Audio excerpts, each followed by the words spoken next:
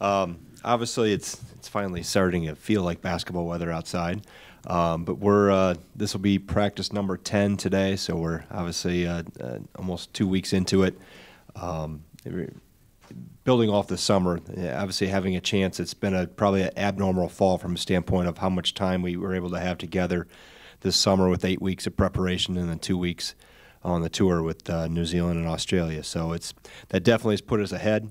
I think where we started this fall, we were very cognizant of how much we did, how we tried to regulate, how much activity we've done from a conditioning standpoint, and also from a practice standpoint, not only in the number of days, so to speak, but also the length. So we're constantly monitoring that and aware of obviously having 10 pretty intensive weeks this summer.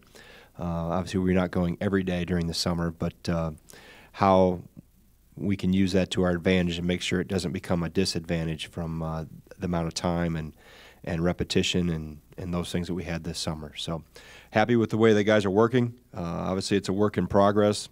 Youth has showed its head at times, but I've always liked the approach this group has, the attitude they have.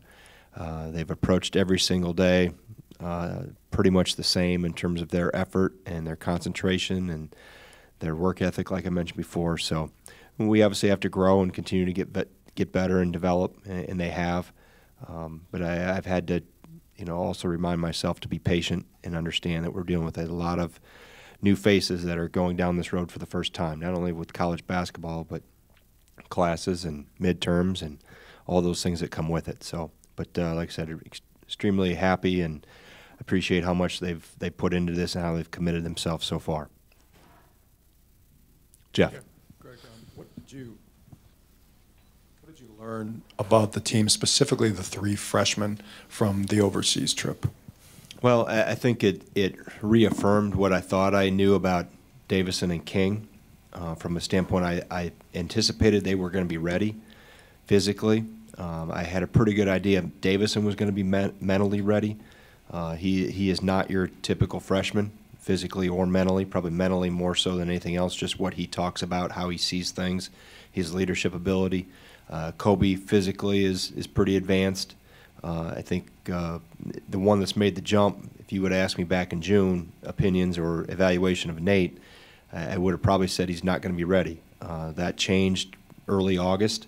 It continued to change through the tour. I thought he got better and better, and really all 3 of them, every time they got on the floor in those 5 games, specifically Nate, the 3rd, 4th, and 5th game, it was just you saw him take jumps forward every time. And maybe it didn't show up on the stat sheet, but just things I felt he was more comfortable with and more in tune with.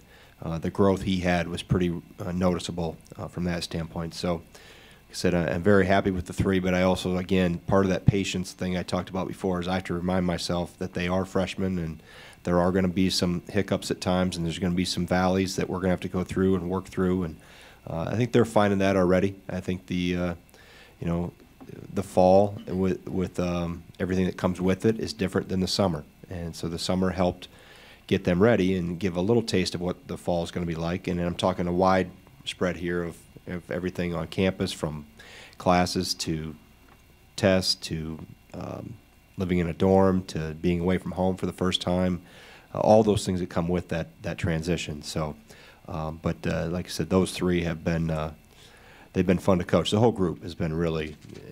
It's one of those where the 2 hours just fly by, and you look up, and all of a sudden we're wrapping it up. So that's the exciting part about this crew, is that how they want to be good, they want to be coached, they know they don't have all the answers. They're asking a lot of questions, and like I said, just how they've immersed themselves into it is pretty neat. Jason. Greg, where does Ethan have to take the next step in his game, in your mind, given that he's the only returning starter? Well, I think the one thing that jumps out is just the leadership standpoint, and obviously you never get a chance to maybe exhibit those skills until you're in that driver's seat, so to speak. And we've had leaders that have done it in a variety of ways, from some guys that are very vocal to others that do more by their example with how they approach every day. And I think he's kind of in that category in terms of he's done a great job with our younger post players, have kind of taken them under his wing. I know he spends a lot of time with them off the court and and shows him some things on the court. But I think the one thing about Ethan that jumps out is his ability to lead by example, and not maybe as much by the amount of words he says. He is vocal and has gotten more vocal as time has gone on. He's gotten older and he's grown through the program. But I notice him, really taking an ownership in some of those younger guys and trying to help them. Greg, you typically have a 13-game build-up to get ready for Big Ten play. Obviously, it's different this year. Does that change anything you do or your approach to how you get ready for league play? Well, I think the thing that will help us prepare, and not only league play, if you looked at our schedule, early, it's that piece of it from November 15th through the end of the first semester is pretty daunting in terms of the amount of games and the type of the teams that we play. But I think two things. Number one, hopefully the summer will help advance us, because the summer was abnormal from a standpoint of typically in the summer you're just doing skill development. It's a little looser. This summer we structured it more like practices are right now. It was drill specific. It was terminology. It was installation. It was a lot of those things that we normally do to prepare for playing games, all the way down to a pregame warm-up. So all that stuff has been installed for the most part. There were a few things we didn't spend as much time on in the summer that we've dug in a little deeper on here this fall. But I think you take that, and the other thing is you look at the other teams have the same amount of preparation time. So it's not like we have a disadvantage in terms of number of days. If anything, maybe we have an advantage because of if we can counterbalance the youth and the inexperience with the experience we got this summer. Hopefully that can help level the playing field a little bit as we hit these early games. But obviously we're all in the same boat nationally. Greg, last year when you were preparing, you had a senior-laden team was going to make a one last run. This year, completely different. Have you noticed any effect on how you are approaching this season? Not from schematics, but just energy level. Are you invigorated in any way by the challenge, or is it the same as it was a year ago? I think both. I think you are. We've had to slow down and do a lot more step-by-step teaching and reteach, and a lot of film work. Not that we didn't do it before, but I think you can't assume that they know. I think the older guys did a really good job of teaching some of the finer points that maybe we have to teach now. The older guys went over those things with the younger guys in years past, and now we have to go back through maybe a couple more times and revisit to make sure everybody's clear. I've started some new things that spending a day with the Packers and with Mike. I took some things from how they do meetings, position specific, and we've started doing some position specific film breakdown, and we still do the whole group. Obviously it's a much smaller group than any football locker room or video room, but I thought that was really good on some things that I picked up from them, and we've implemented just little things that can maybe help expedite or speed up their development in some ways. So I've given each of the assistants a position specific group, and they've done a good job of kind of grabbing those guys and helping, and and that's the flip side of that is our guys are really eager to learn, and that makes the teaching really easy and rewarding when you got a group that knows that they need help, and we've got to continue to grow and get better, and so that's the exciting part about it. So I would say both. Greg, you talked about how obviously you like where you guys are at. What are a couple of specific areas where you really like where they are right now, both on the court and off the court? Well, I think their willingness to compete and try to get better every day, and their approach has been from the day we started June 19th. And I kind of kept the comments and observations to myself, and as time went on through the end of June in staff meetings, I brought up a few things that if I was the only one noticing some very positive things from the whole group, and I wasn't the only one. The three assistant coaches had the same observations and really had liked what they saw. I think this group has potential to have a lot of depth. Where that line is drawn, I think that may change as the year goes on, as guys grow and develop and things change consistently. But I think the one thing has just been the approach. And when you have the work ethic and the commitment to each other that they have, it's a very tight group. I could tell that with the culture even before we went on the trip. The chemistry of this group is pretty good, and it got better and better naturally whenever you make that type of trip. But that was pretty evident pretty early, and that gives you a chance. Does it a cure-all? Does it guarantee anything? No. But when you have everybody on the same page, and we talk about culture a lot, I can fix strategy in a timeout. I can fix strategy at halftime. I can't fix a bad culture or a culture that's maybe off the tracks. And we've been very fortunate here that the culture has been very, very good, and that helps us. That helps kind of paint the picture of where we need to be and how we need to get there. Tom? Greg, you know, Ethan's going to be surrounded by a lot of different players this year. How do you see his role changing? What do you need from him on the court, not just leadership, but on the court from with all the new players and different styles of players he's going to be playing with? Yeah, I think the one thing is he's done a very good job of staying to what he's really good at, and not as much as a perimeter shot gets talked about comparatively to other bigs that we've had play here. He understands really where his bread is buttered and where he's really effective at. He's improved that. His body is better. He's bigger. He's stronger. I think his endurance is better.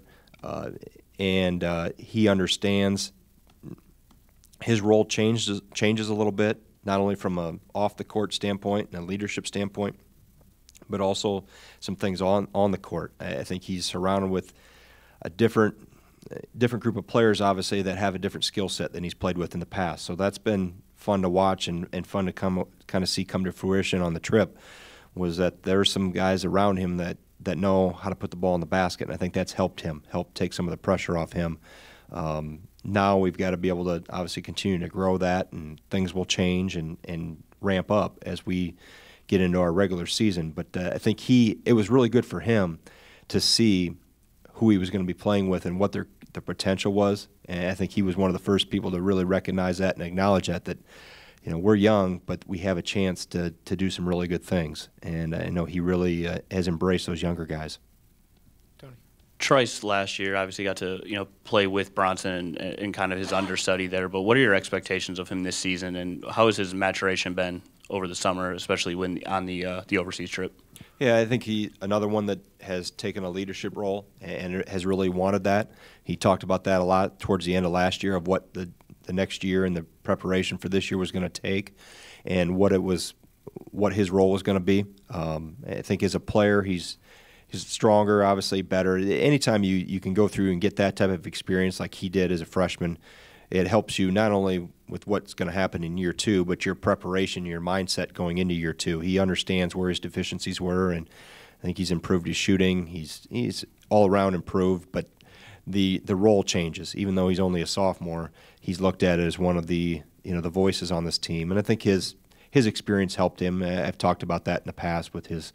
I've liked guys that play multiple sports. I like guys that were former quarterbacks. Both him and Brad were two very good high school quarterbacks, and that helps. That translates. There's no doubt that leadership ability and ability to communicate and relate and get a group to trust you and follow you helps. So that's probably the one area where you expected a jump to take place, and it has taken place. And he won't be the only one. We won't be dependent on one leader, so to speak. And as I mentioned earlier, Ethan does it in a different way than Meach does it, and Brad does it a different way than those two guys do. So, it's neat about. That's one nice thing about, or a neat thing about this group. You've kind of step back and watch it come together. You can't force it to come together. It kind of has to naturally take its progression and grow.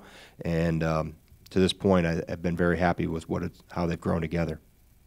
There's been a lot of potential for Brevin Pritzel for a few years now. What have you seen so far in summer and early fall that lets you know that this year might be the year that potential comes through?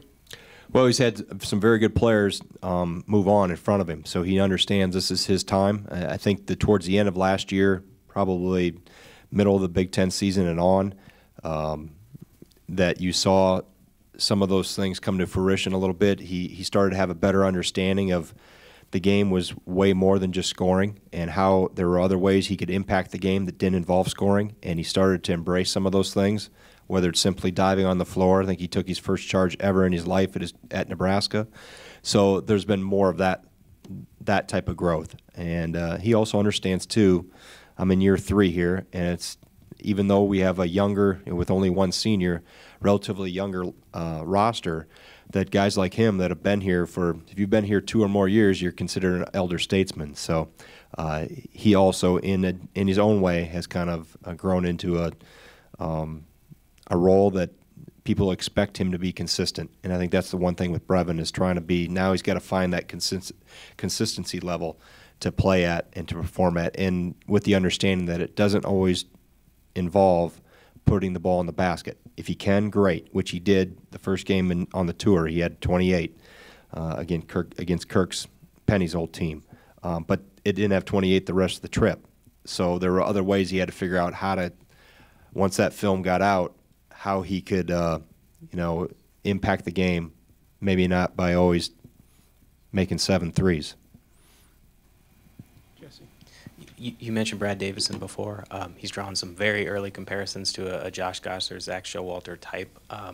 How is his game similar to those guys? Where do you see he differentiates himself? Well, I think, in fact, Josh was just up in my office. He's got a new job now with Badger Sports Properties, and he brought a tour group through. But the one thing that stood out about Josh was maturity as a freshman. Zach had some of the same signs, but maybe he didn't. Zach played on a pretty established team when he was young, so maybe didn't have the opportunities to exhibit some of those qualities that he showed later in his career. But that's one thing about Josh is he never got rattled, and he never got startled. He never got off track for the most part. He kept a very stoic approach, and Brad is probably a little more vocal than Josh at that same age. Comparatively physically, Brad maybe be a step ahead in terms of where Josh was at that age physically from amount of time in the weight room and those things, how his body's developed. Similar, but I also am very cautious not to say that somebody has to step into somebody's shoes. Brad Davison is his own person. He'll grow in this program. He'll have some ups and downs in this program. He'll be a very good player here. He'll be a very good leader. I am also very cautious that he's only a freshman, and I don't want to pile too much too soon. He'll take on what he's ready for. He'll take on what he earns, but he does have all the traits of some very good leaders that we've had here. Where that goes, time will tell. That's the fun thing. We don't know. We'll see how the journey unveils. Ben. Greg, you've mostly to your right. Hey, you've mostly. You guys all changed seats from where you used to sit. Should put name tags on their seats. So. Greg, you've mostly recruited forwards over the last couple of years that have been your role players or scout team players. Who of that group of Ilkanen, Van Vliet, Thomas, Iverson, Ford, who has taken a good tangible step this summer that you think you'll be able to rely on early on? Well, Van Vliet, I don't have to think long about that. The steps he's taken has been, it's what you want to see, it's what you hope to see as a coach, that somebody would grow as their experience or lack thereof or lack of playing time motivate someone to make changes and make improvements in their game and in their approach, and Andy's done that. That's a credit to him. I mean, he's really I thought we saw signs of it early last spring as the season ended, and he decided this is where he wanted to be and wanted to stay, and there were things that were going to have to change, and the only one that was going to be able to change them was him. So credit to him that he's, to this point, has made significant changes, and it's shown in how he's played. I thought he's had a very good 8-9 days so far. He's definitely becoming more and more consistent. Obviously, we'll continue to improve, and I think game experience will help him. He saw that early with the trip to when we were in New Zealand. He came out of the first game and said, "Sorry, Coach, I'm just trying to get the rust off." And there was a couple hiccups that he had to work through, and as time went on, he got better and better with just more repetition and being in that environment a little bit more. But he jumps out. I think Khalil's making some steps. Charlie has practiced pretty well here the last 3-4 days. They've all, at one point in time, have shown different things that they've improved upon. But I think if you looked at where somebody was a year ago or what has happened in the past and where they are now, Andy jumps out pretty substantially. Greg, after having so many older players, obviously the last couple of years, how much, from a coaching perspective, how much do you enjoy the challenge of this roster makeup? Well, I think you don't change your approach from the standpoint of the things that we demand. Just because we're young doesn't mean the expectations have changed internally. But the practice schedules are very similar. And I've go back through not only last year but years prior to what we were doing at what point in time, and then you kind of adjust it to what you feel the team, where the team is, what they need. Do we need to move on to something new? Do we need to revisit areas we've covered in the last 8 days? So there's been both. There's been days when we've trudged ahead a little bit more and installed more things and changed or added terminology as we've built it, and there's been days where we've had to back up and repeat it. So every year is different. That's the fun part about this, is that every team takes on an identity and a life of its own, and you never know, even with having everybody back in years where we've had that happen. Every year is to its own. I mean, you never pick up where you left off, and you never quite see it coming together like everybody anticipates or thinks it should. Keep in mind, these are 18 to 22-year-old kids, and there's a lot of things that other dynamics in their life that they navigate through, and sometimes it helps their development, sometimes it pauses it for a bit. So you just keep trying to teach and develop and help them work through whatever maybe roadblock they're seeing at the time. Greg, you mentioned internal expectations. Do you get the sense that the guys who are returning and are used to NC2A tournaments and the new guys have the same expectations that people before them have had? Yes. Yeah, I do. This group doesn't like to externally talk about it. I've learned that. They're just more like workmanlike, let's approach every day. They've heard me say my buzzwords of process and those type of things enough that I think that has resonated, and they understand how important that is. But I'm sure if you ask them, they want to play in March, but they understand if we can't play in March if we don't take care of October. So let's not get this confused. Let's not get ahead of ourselves here. We've got a lot of work to do. We've got a lot of improvement to make. There'll be things that'll fast forward that development. There'll be things that some adversity we'll have to work through. But again, when you have, like I mentioned earlier, the approach and the mindset, the togetherness, the work ethic that this group does, it's going to be fun to watch them go on this journey. I know that. I mean, I think fans are really going to embrace this team, because it's almost like Christmas. You never know what's going to be under each night. It could be somebody totally different. It was somebody totally different on the tour. We had 5 different leading scorers. None of them were Ethan. It wasn't by design. It was just how it worked out and how it played. And I think as the diversity of this team grows, I think that's what will kind of become their calling card. I see a lot of different personalities emerging, and all in a good way. Tony? Kind of circling back to the Van Vliet answer, you mentioned guys like Charlie and Khalil. What do those two specifically have to do to kind of get their game to the next level and make an impact this season? Well, with both of them, it's one word: consistency. Just trying to be more. They've shown flashes. Khalil probably has had more opportunities, more experience, based on number of games he's played in, a number of minutes. But with both of them, you see what the potential is. Now it's a matter of, can you do that every day? Can you do it in every drill every day? Can you take what you've done in practice and translate it to the games? And that's what they both are, continuing. And I think is a lot of times the best growth takes place when you know it's your time. There's no looking over at the scores table and saying, all right, who's coming in for me? The last player of the year we had here, Frank, nationally, I thought made his biggest jump when he wasn't looking at the scores table wondering when Jared Bergen was coming back in for him. It was his time, sink or swim. You got to prove it right now. So not that those guys are going to be Frank Kaminsky. I'm not making any comparison other than I watched Frank go with his goggles and headband on, looking over to see when he was going to be subbed out, to when he was a junior, just playing. And that helped him probably grow more than anything, that it was his time. So hopefully those guys take similar type steps.